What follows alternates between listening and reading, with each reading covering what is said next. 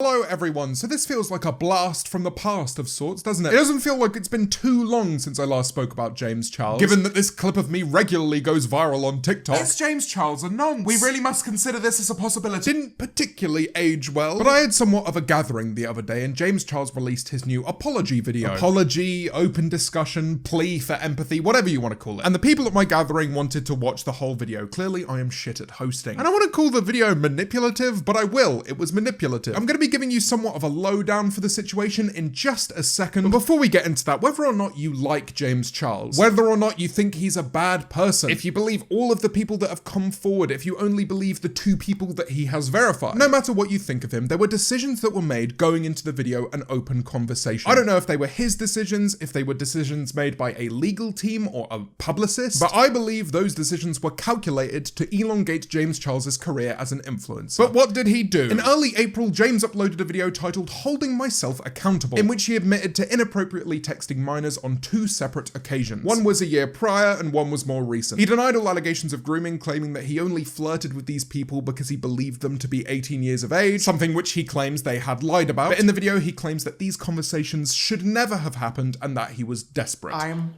desperate. Desperate being an interesting word choice there. I'm usually desperate to go for a piss or for a cocktail. Not to do my Snapchat streaks with a minor, but each to their own. People believe that this recent issue represents a pattern of behavior, given that he was accused by Tati Westbrook of targeting straight people in a video made on him over 2 years ago. But with all that said and done, Holding Myself Accountable has since been privated on YouTube. I even realized that it was originally posted on April 1st. Best April Fools ever, Gaddy! That video has since been replaced with the focus of today's video, an open conversation. I'm gonna come forward right away and say I do not like this video, especially within the context that the video in which he admits to wrongdoings has been deleted. You'd expect this new video to reprocess that information publicly and also expand on it. People at the end of the day wanted to see growth, and that is a word that is used a lot in this video. Now, as a commentary YouTuber, when we see videos like this, there's always this one commentary video that comes to mind. It's by Bobby Burns, and it is titled How to Emotionally Manipulate Your YouTube Audience. Speaking of Bobby Burns, what is it with commentary YouTubers and putting down the pen to pick up music production?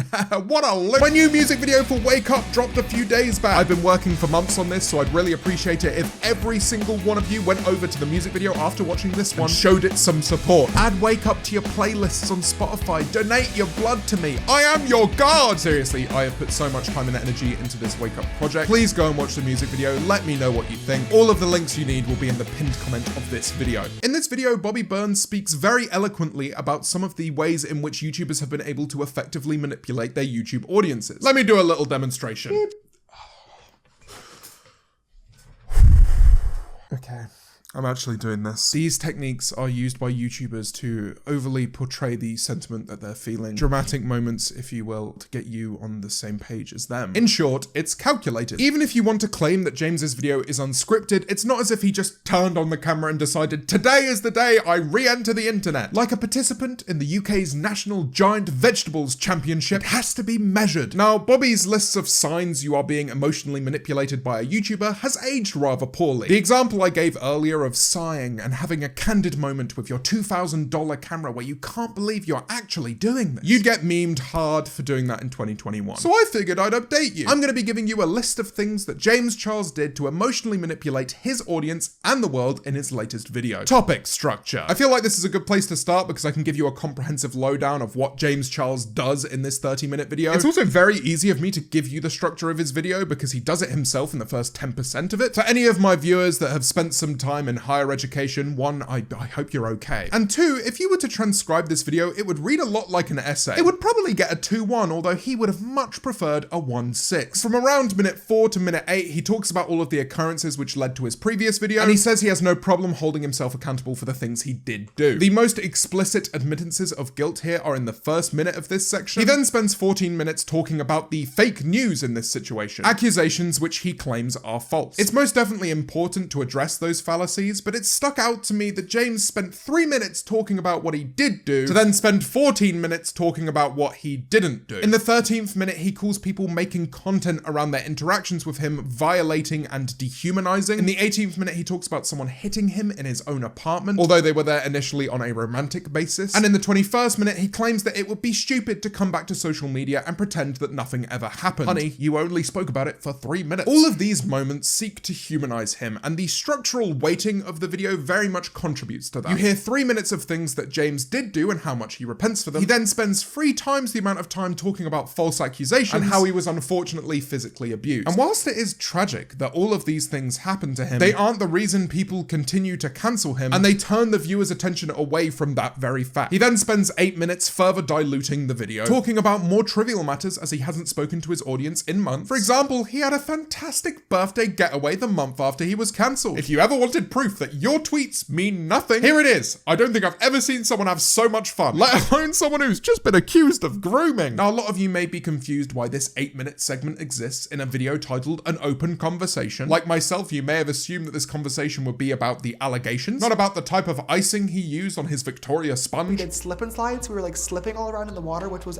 absolutely insane. And that very much ties into the next example of emotional manipulation: familiarity. The video is not explicitly an apology. I would argue that it's not even an open conversation, it's a get ready with me. James Charles is doing his makeup to grooming allegations. I'm literally loving how this is turning out so far. It's kind of like whipping out an acoustic guitar to play Wonderwall at a funeral. Now, the reason I use the word familiarity here is I think the choice of doing a get ready with me video is very measured. At the beginning of the video, James claims that his last video felt rather ingenuine and scripted. And whilst doing his makeup may not necessarily be appropriate, he felt it would be the best way for him to comfortably approach this serious discussion. I analysed it in a different way. Imagine if Tony Hawk was accused of doing something abhorrent, and he went to a skate park and he revisited all of his old famous tricks, all whilst trying to have an open conversation. It would be very clear that he was attempting to pull at his viewers' heartstrings. What is it that people love about James Charles? His makeup content. I believe that if he can accurately remind people why they love him for parasocial reasons that don't require people to love him as a person but continue to consume his content, he regains a large portion of his audience, and that seems calculated to me. As soon as I realised that's what he was doing, the only thing I could think about was whether or not people at home would be following along. Yeah, he does have inappropriate conversations with people 2/3 his age, but my god, can he cut the crease like a bastard. And by the end of his video, you'll realise that even the makeup he's doing can be analysed as manipulative. Relatability. In this video, James Charles attempts to relate to the viewer in many ways. The first of which is his choice of makeup, a pride look. In July? Come on now, it's tradition to put away the rainbow as soon as it turns July. Pride is obviously something very shared within the LGBTQ+ community, and he is directly reminding you of his involvement in that community. He is a part of it with you. And I'm really sorry if that last line scared any closeted people watching this video. You are gay. I know you're gay, okay? Quick side note from Relatability, the use of butterflies in the makeup is also integral. He even says himself at the end of the video that they represent rebirth and new beginnings. Well, of course you'd want that, wouldn't you? Apparently he just realizes as he's saying it, as if that's something you just realized. Oh guys, I just realized that I have Pikachu in my background. And I just realized he's the symbol of believing everything I say and trusting me again. Little task for everyone at home. I want you to Google symbols of rebirth and new beginnings and tell me how long it takes for you to find some fucking butterflies. More instances of relatability are found in the final section. Everyone can relate to birthdays. There's something that even the lizard people have. And there's quite a lot of focus on the pandemic coming to an end and the vaccine being rolled out. Please do your part and get the vaccine. In the first 20 seconds of this video, he talks about the world going back to normal, a relieving emotion that all of you will find very relatable. But this is coming from James Charles, someone who has infamously not paid attention to COVID regulations. If you're breaking regulations to go to a hype house party, then you are truly lost. He spends a decent portion of this video imploring people to go and get the vaccine. It could be analysed as virtue signaling, but I still think it's good that he mentioned doing it in his video. If you can get a vaccine, please just fucking get one. If I could can do it, so can you. But if I am analysing everything here, in the States there's an uproar against anti-vaxxers, so him unequivocally coming out against those people is a decent way of rallying support for himself. And as I said before, it also dilutes and distracts from the point at hand. The reason why relatability is important: if you find yourself relating to James Charles, you'll find it easier to process the idea of being in his shoes and empathizing with him. I believe that this was done purposefully. And then, in my opinion, the most consistent emotional manipulation is in James Charles's word choice. You're gonna have to bear with me on this one because I've been trying to pick out a select few phrases to highlight my most effective points. But this is a 30-minute video and he says a lot. When he's not painting bugs on his face, that is. Also, I will be analysing his words as scripted, which they may not be, but something tells me that everything he says is processed by a separate team, at least in post-production, if not in pre-production. The first quote I want to analyse deeper is one concerning the victims of James Charles. He feels uncomfortable, and I quote, "allowing anybody, let alone my followers, to think that there are any victims of James Charles, let alone 20 victims of James Charles, because that is completely unequivocally not true." If I was to highlight just one section of the video, it would be this moment in the 9th minute, because you've just heard him talk about what happened for 4 minutes, and after admitting his guilt in this situation, after saying that he should have acted more appropriately as an adult, that he should have asked for identification, he tells the viewer that there are no victims of James Charles. And that is important to me because it precedes James talking about false accusations. He has flat out told his viewers that no one has been a victim of him before moving the conversation on with distinct information that emotionally favors him. In the 5th minute, he talks about holding himself accountable. He says that a lot. And about apologizing to the people who had been affected by his actions. From my perspective,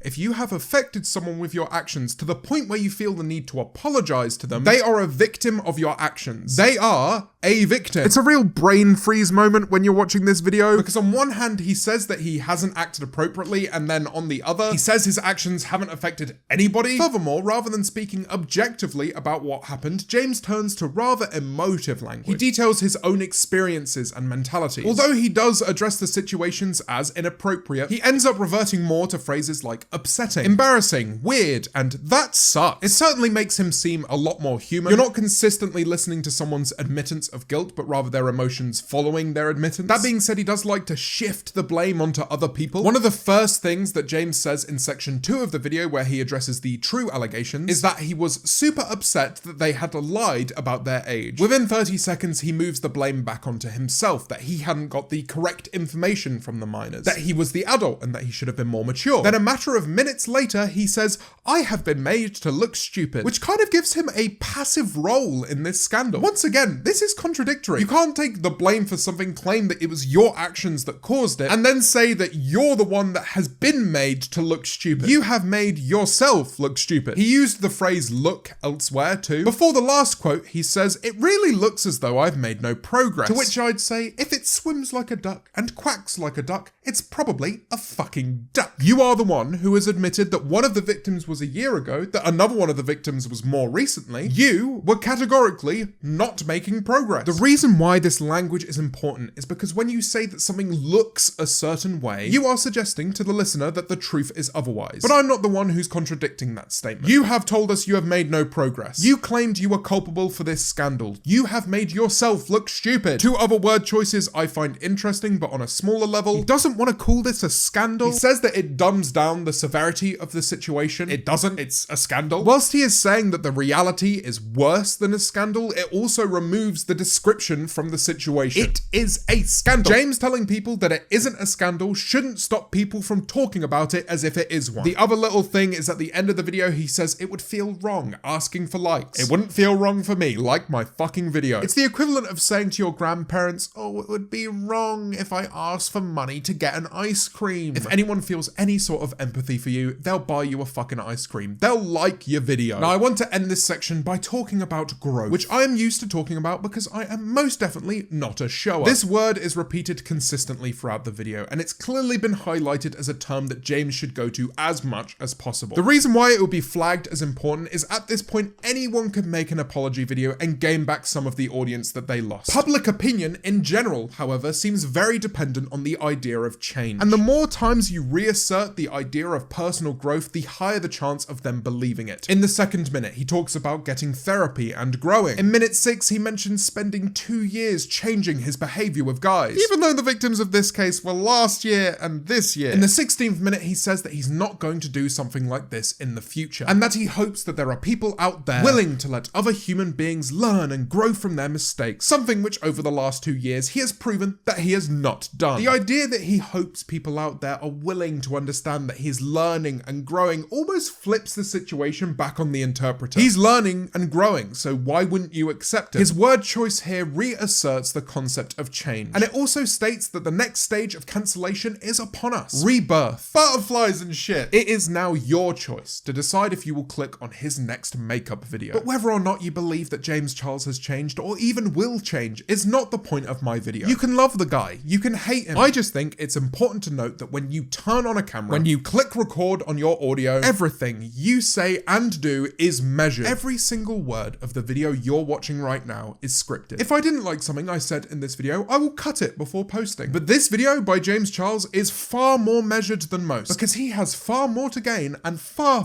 more to lose. Do I personally think he's changed? I don't know. He says he'll be IDing people he talks to from now on, which I believe he will do, and that is unequivocally a good thing. I don't think he'll make the same mistake again, which ultimately means no more victims. Not that there was any in the first place, right? And whether or not I think James Charles is a good person doesn't really matter. I don't know the person, I don't watch his videos, I'm not trying to tell you what to think. All I want for you to do is make decisions for yourself. Techniques have been used here to rally empathy around the subject. I implore you, if you even care to take a look at the situation objectively, and sincerely ask yourself if you want to financially support someone who has admitted to doing the things that James has admitted to doing. I do believe that people can change, and maybe James Charles really has changed. But I would also argue that the most morally bankrupt person in the world would be stupid not to have changed in James's situation. Alright, I appreciate that this was a fairly serious video. A lot of you guys like it when I talk about YouTube drama, and I'll be honest, I haven't felt this passionate about a topic in a very long time. And as this wild World Wide Web continues to evolve around me, I must admit that I continue to feel more and more disconnected from my metaphorical Ethernet cable. And on that rather existential bombshell, I've been James Marriott. Subscribe.